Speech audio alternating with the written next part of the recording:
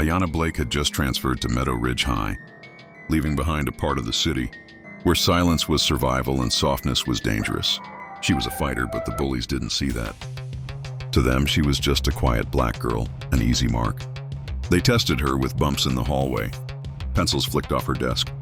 Whispers of ghetto and too much attitude. She endured it quietly, her silence heavier than their taunts. But silence only emboldened them. At home, things weren't easier. Her mother drove her to school in silence, the car filled with unspoken words and cold space that had lingered for months. As the polished SUVs and manicured lawns of Meadow Ridge blurred past the window, Ayana knew this world wasn't built for her.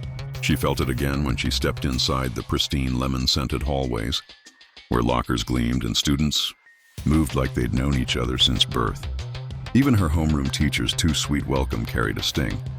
The word strong spoken like a warning. At lunch, she sat alone, ignored until Austin Riddell and his shadows, Kyle and Brandon, spotted her. Their swagger was generational, a legacy of ownership.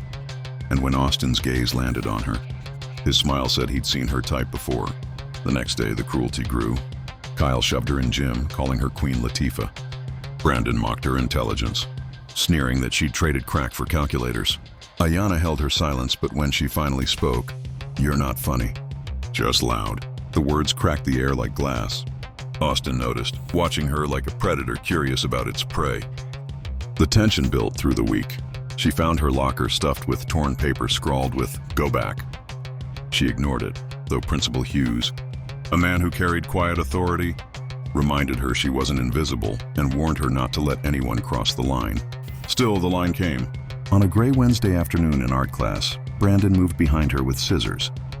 The snip was quick, the tug sharp, and suddenly her braid was gone, severed and dangling in his hand like a trophy. Laughter burst across the room, Austin smirking as if waiting to see tears. But Ayana didn't cry. She didn't flinch. She rose slowly, her calm more terrifying than rage. Her voice flat and cold. "You don't get to touch me." Brandon stammered. Kyle tried to laugh it off. Austin called it a test, but the air had shifted. She stepped forward, eyes locked.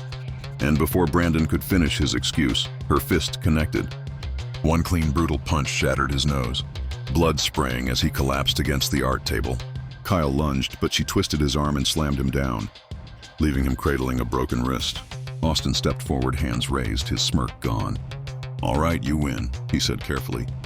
But Ayana's reply was steel. "No, you don't get to talk." Silence drowned the room.